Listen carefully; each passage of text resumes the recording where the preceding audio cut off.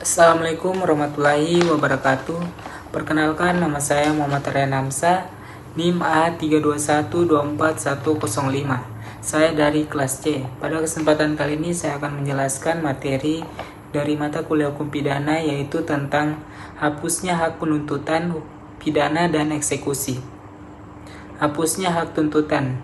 Murni tuntutan pidananya terpenuhi.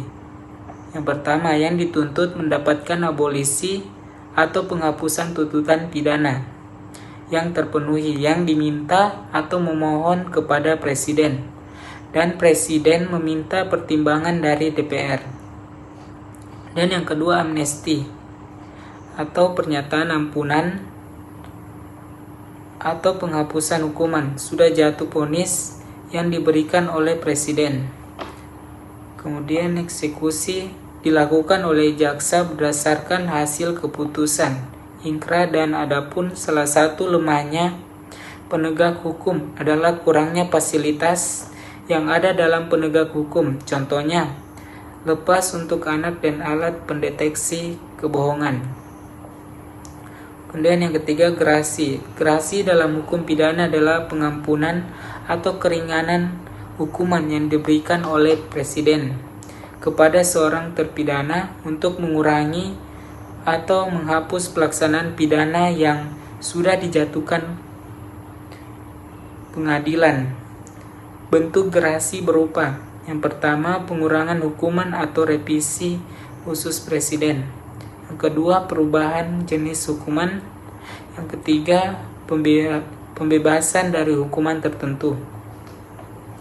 Dasar hukum gerasi berada di Undang-Undang Dasar 1945, Pasal 14 ayat 1, dan Undang-Undang Nomor 22 Tahun 2022 tentang gerasi yang telah diubah dengan Undang-Undang Nomor 5 Tahun 2010. Hapusnya hak eksekusi.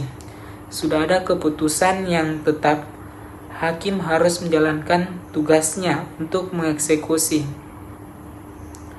Kondisi-kondisi ketika jaksa tidak melakukan eksekusi atau tidak bisa eksekusi.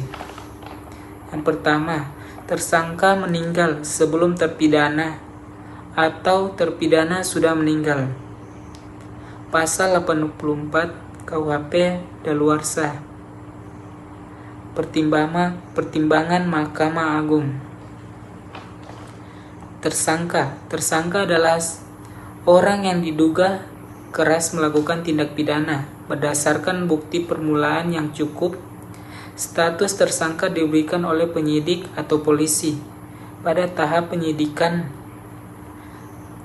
Kemudian terdakwa adalah orang yang sudah didakwa oleh jaksa penuntut umum, perkaranya telah dilimpahkan ke pengadilan. Teori hukuman.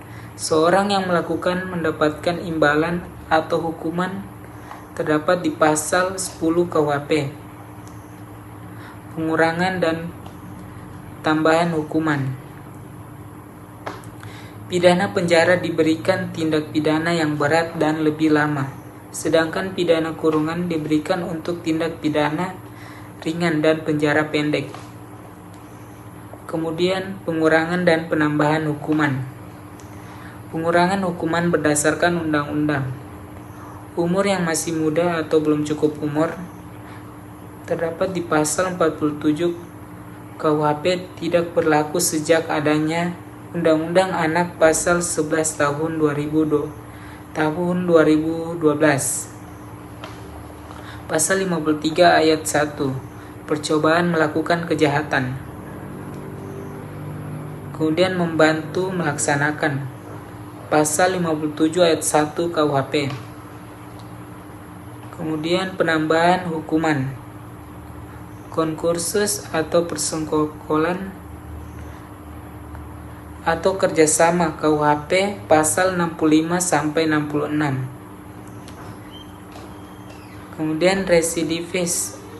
Dalam hukum pidana adalah keadaan di mana seseorang yang sudah pernah dihukum karena melakukan tindak pidana, kemudian melakukan tindak pidana lagi, Dengan kata lain, pelaku mengulangi kejahatan.